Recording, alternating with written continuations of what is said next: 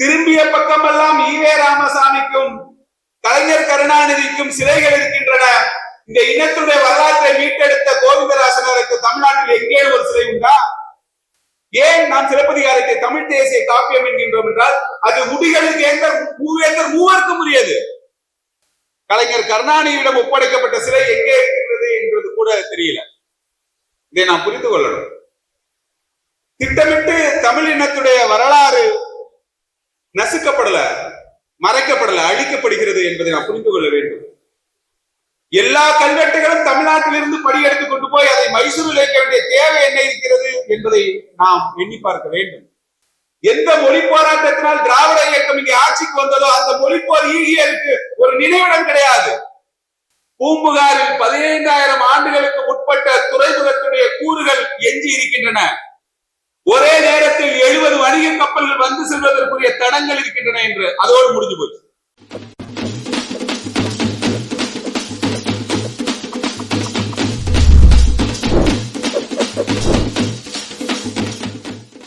தமிழ் கலை இலக்கிய பேரவை நடத்துகின்ற இந்த நூல்கள் அறிமுகம் மற்றும் கருத்தரங்கில் திறனாக கலந்து கொண்டிருக்கக்கூடிய தோழர்கள் அனைவருக்கும் வணக்கம். இந்த அறிமுக கூட்டம் என்பது தமிழ் இனத்தினுடைய இருவேறு முனைகளை இணைக்கக்கூடிய ஒரு நிகழ்வு. இந்த வாக்குப்பத்திகள் என்கின்ற நூல் நிகழ்கால அரசியலை, தமிழ் தேசியத்தின் தேவையை இந்த சமூகத்திற்கு சொல்லக்கூடிய நூல். கடலில் மூழ்கி மலைமுடி ஏறி கண்ணகி கால்தடம் கண்ட கோவிந்தராசனார் என்கின்ற இந்த நூல் ஒரு 3000 ஆண்டுகால வரலாற்று பின்னணியுடைய தொடர்ச்சியை இந்த சமூகத்திற்கு அறிமுகப்படுத்தக்கூடிய நூல். உலகில் வேறு எந்த இனமும் இத்தனை நீண்ட வரலாற்று தொடர்ச்சி உடையதா என்பதை நீங்கள் சிந்தித்து பார்க்க வேண்டும். தோழர்களே, 1000 ஆண்டுகளுக்கு முன்னால் ஆங்கிலம் என்ற ஒரு மொழி கிடையாது. ஆனால் சிலப்பதிகாரத்துடைய காலம் கிமு 2 கிபி 1 என்று கணிக்கிறார்கள். ஏறக்குறைய 2000 ஆண்டுகளுக்கு முற்பட்ட காப்பியம் படைக்கப்பட்ட காலமே அதுதான். இளங்கோவடிகளுக்கு கூலவாணியன் சீத்தலை சாத்தனார் சொன்னது அவர் சொல்ல கேட்டு இவர் எழுதியது என்று இளங்கோவடிகள் பதிவு செய்கின்றார். அதற்கு முன்னால் நடந்த தமிழ் வரலாற்றினுடைய ஒரு எழுது காப்பியமாக சிலப்பதிகாரம் இருந்திருக்கின்றது. அந்த பாட்டுடை தலைவியான கண்ணகிக்குரிய கோவில் இன்றைக்கும் தேனி மாவட்டத்தில் பழியன்குடியிலிருந்து 6 கிலோமீட்டர் தூரத்தில் கண்ணகி கோட்டத்தில் இருக்கின்றது. ஆனால் தமிழர்கள் அங்கே சென்று வழிபாடு நடத்த முடியாது. தன் இனத்திற்காக வரலாற்று பெருமிதமிக்க வாழ்க்கையை வாழ்ந்து முடித்த ஒரு இனத்தினுடைய வரலாற்றுடைய தொடர்ச்சியாக இன்றைக்கும் கண்ணகி கோட்டம் திகழ்கின்றது. ஆனால் அது தமிழர்களுடைய கட்டுப்பாட்டில் இல்லை. இதில் அம்மா அவர்கள் பதிவு செய்திருக்கின்றார்கள். கரூரில் வழக்கறிஞர் பூரா குப்புசாமி அவருடைய ஏற்பாட்டில் பரணர் அவர்களுடைய ஒருங்கிணைப்பில் கண்ணகி கோயிலுக்கு சென்று வந்ததை பற்றி. இங்கு வந்திருக்கக்கூடிய அனைவரும் தங்களுடைய வாழ்வில் ஒரு முறையாவது அந்த கண்ணகி கோயிலுக்கு செல்ல வேண்டும் என்று நான் கேட்டுக்கொள்கிறேன். ஒவ்வொரு ஆண்டும் சித்ரா பௌர்ணமி அன்று மட்டும் அந்த கண்ணகி கோயிலில் நாம் செல்வதற்கு, அதாவது கேரளம், அந்த பாதை வந்து கேரளாவுடைய கட்டுப்பாட்டில் இருக்கு, வனப்பாதை. அதற்கு முன்னதாகவே 2 மாவட்ட ஆட்சித்தலைவர்கள் பேச்சுவார்த்தை நடத்தி கட்டுப்பாடுகள் எல்லாம் விதிக்கப்பட்டு அப்படிதான் இன்றைக்கு அனுமதிக்கின்றாங்க. சாயந்தரம் 5 மணிக்கு மேல நீங்க போக முடியாது, திரும்பி கீழே இறங்கிடணும். குழந்தைகளுக்கு நீங்க பிஸ்கட் கொண்டு போனா கூட அந்த பேப்பர் எல்லாம் பிச்சு எறிஞ்சிருவா. காரணம் அது வெறும் சூழலியல் மட்டுமல்ல, இந்த இனத்தின் மீதான காழ்ப்புணர்ச்சி. 3000 ஆண்டுகளுக்கு முன்னால் அமைக்கப்பட்ட கண்ணகி கோட்டத்துடைய கால் தடத்தை தேடி காப்பியத்தின் வழியாக அறிந்து கொண்ட கோவிந்தராசனாரால் கண்ணகி கோட்டத்தை அடையாளம் காண முடிந்தது. கண்ணகி கோயில் அங்கிருந்த சிலையை மீட்டெடுக்க முடிந்தது. ஆனால் கலைஞர் கருணாநிதியிடம் ஒப்படைக்கப்பட்ட சிலை எங்கே இருக்கிறது என்றது கூட தெரியல. இதை நாம் புரிந்து கொள்ளணும். திட்டமிட்டு தமிழ் இனத்துடைய வரலாறு நசுக்கப்படல, மறைக்கப்படல, அழிக்கப்படுகிறது என்பதை நாம் புரிந்து கொள்ள வேண்டும். எல்லா கல்வெட்டுகளும் தமிழ்நாட்டில் இருந்து படியெடுத்து கொண்டு போய் அதை மைசூரில் வைக்க வேண்டிய தேவை என்ன இருக்கிறது என்பதை நாம் எண்ணி பார்க்க வேண்டும். இந்த வரலாற்றுடைய நீட்சியாகத்தான் சி. கோவிந்தராஜனார் 1946 கடல்ல மூழ்கிறார். அவர்கிட்ட ஒரு மீனவர் சொல்லிட்டு இருக்கிறார், இந்த மாதிரி இங்க இருக்கு, நாங்க போய் ஓடு எடுத்துட்டு வருவோம் அப்படின்னு. இவர் ஆர்வம் மிகுதியில் இவருக்கு நீச்சல் தெரியுன்றனால குதிக்கிறாரு. குதிச்சுட்டு அங்கேருந்து எடுத்துட்டு வந்து அப்பதான் தோழர் வைகரை குறிப்பிட்ட அந்த வார்த்தை சொல்றாரு, கண்ணகி வாழ்ந்த பூம்புகாரை நான் கண்டுகொண்டேன் என்று. 46 சி. கோவிந்தராஜனார் அறிவிக்கிறார். 2002 கிரகாம் ஹன்காக் என்கின்ற ஒரு மேற்கத்திய வரலாற்று ஆய்வாளன் அதே கடலில் மூழ்கி இதோ இந்த பூம்புகாரில் 11,500 ஆண்டுகளுக்கு முற்பட்ட நாகரிகம் புதைந்து கிடக்கின்றது என்கின்ற ஒரு வரலாற்றினை இந்த உலகிற்கு அறிவிக்கிறார். ஆனால் இன்று வரை இது வெளிப்படுத்தப்படவே இல்லை. இந்திய அரசு அதை மூடி மறைத்தது. சரி, 2002 மறைக்கப்பட்ட அந்த ஆய்வு 2023 பாரதிதாசன் பல்கலைக்கழகத்துடைய தொலை உணர்நுட்பம் ரிமோட் சென்சிங் சொல்றாங்களா, அந்த துறையின் சார்பாக அந்த துறையுடைய தலைவர் சோமராமசாமியுடைய தலைமையில் ஆய்வு நடத்தப்படுகின்றது. இந்திய ஒன்றிய அரசுடைய நிதி நல்கையில் அவர்கள் சொல்கின்றார், அந்த ஆய்வில் ஒரே ஒரு செய்தியாளர் சந்திப்பு மட்டும்தான் நடத்தினார் சோமராமசாமி. அந்த ஆய்வில் அவர் சொல்றாரு, பூம்புகாரில் 15,000 ஆண்டுகளுக்கு உட்பட்ட துறைமுகத்துடைய கூறுகள் எஞ்சி இருக்கின்றன. ஒரே நேரத்தில் 70 வணிக கப்பல்கள் வந்து செல்வதற்குரிய தடங்கள் இருக்கின்றன என்று அதோடு முடிஞ்சு போச்சு. ஆனால் நாமக்கெல்லாம் அந்த வரலாற்று பற்றிய பெருமிதமோ இந்த வரலாற்று பற்றிய உணர்ச்சியோ கிடையாது. எனவே தான் சினிமா கூத்தாடிகளின் பின்னால் அவன் கிரீஸ்தரனா கூட ஏறி குதிச்சு அவன் வாழ்க ஒழிக என்று போய் கொண்டிருக்கின்றோம். இந்த இனம் எப்படி வீழும்? வேறு எந்த உலக இனங்களுக்கும் இப்படியான வரலாற்று தொடர்ச்சியே இருக்காது. நீங்க இன்றைக்கும் இயேசு கிறிஸ்து பேசிய மொழியை அந்த யூதர்கள் பேசுவதில்லை. ஆனால் கண்ணகி பேசிய மொழியை, இளங்கோவடிகள் எழுதிய மொழியை, வள்ளுவர் பேசிய மொழியை நாம் இன்றைக்கு பேசிக் கொண்டிருக்கின்றோம். அப்படி பேசுகின்ற மொழிதான் இந்த மண்ணில் ஆட்சி மொழியாக இல்லை, அலுவல் மொழியாக இல்லை, கல்வி மொழியாக இல்லை.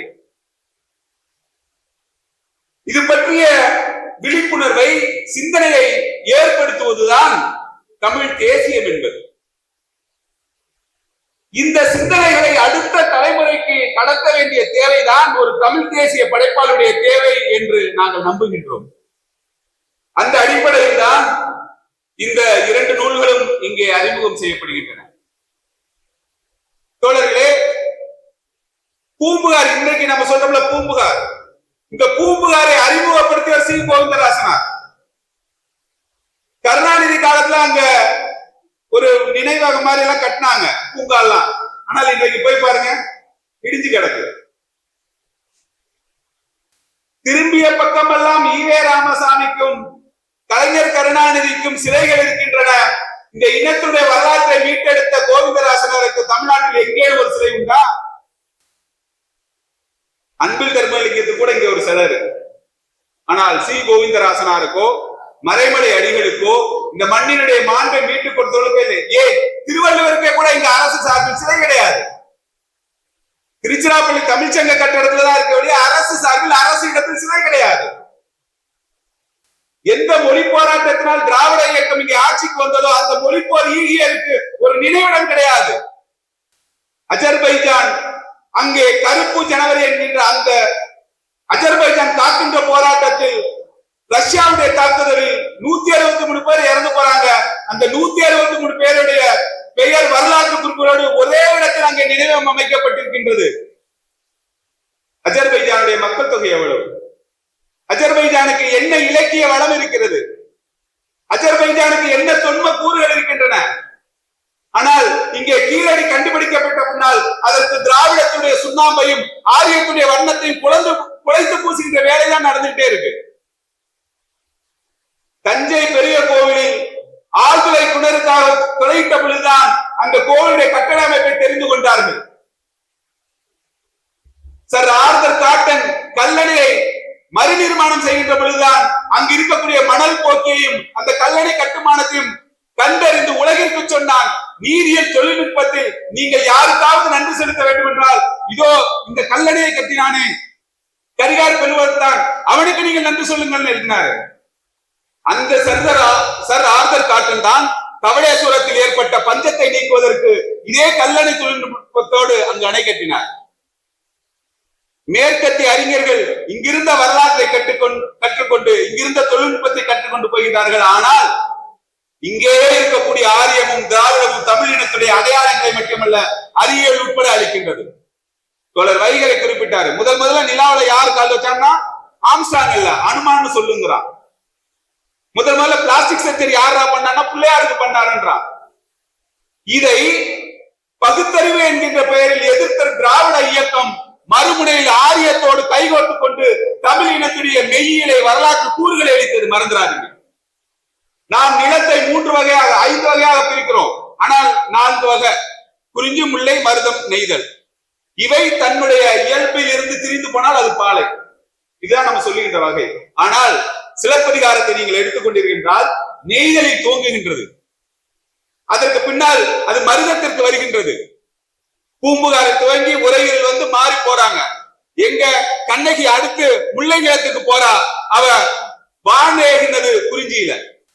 இத்தனை சிறப்பு மிக்க சிலப்பதிகாரத்தை தான் தமிழர்கள் தந்தை என்று இங்கே திணிக்கப்பட்டிருக்கின்ற ஈவே ராமசாமி சொன்னார். அது ஒரு தேவடியா காப்பியம்.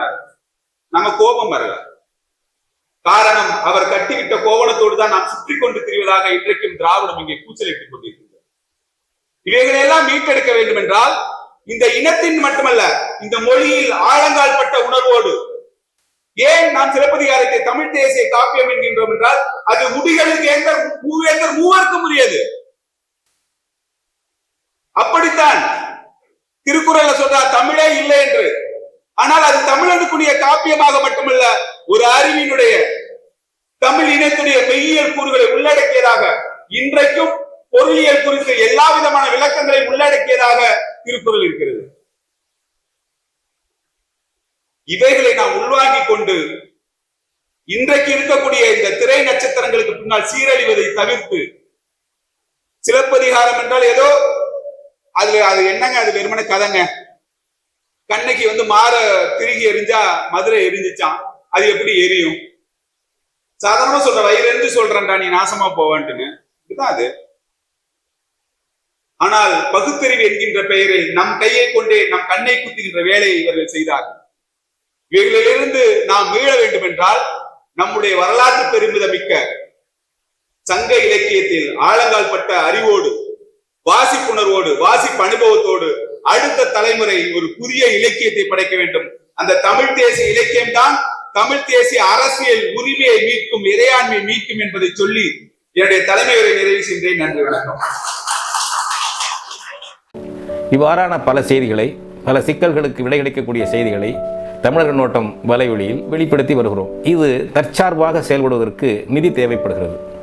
இந்த நிதியை நம்முடைய மக்களாகிய நீங்கள் தான், இளையோரும் பெரியோரும் நண்பர்களும் தோழர்களும் சான்றோரும், நீங்கள் உங்களால் இயன்ற அளவு என்ன இயலுமோ அந்த நிதியை வழங்குமாறு அன்போடும் உரிமையோடும் கேட்டுக்கொள்கிறேன். உங்களுக்கு நன்றி உணர்வோடும் பொறுப்புணர்வோடும் தமிழர் கண்ணோட்டம் செயல்படும் என்பதை உறுதி தெரிவித்துக் கொள்கிறேன். நன்றி, வணக்கம்.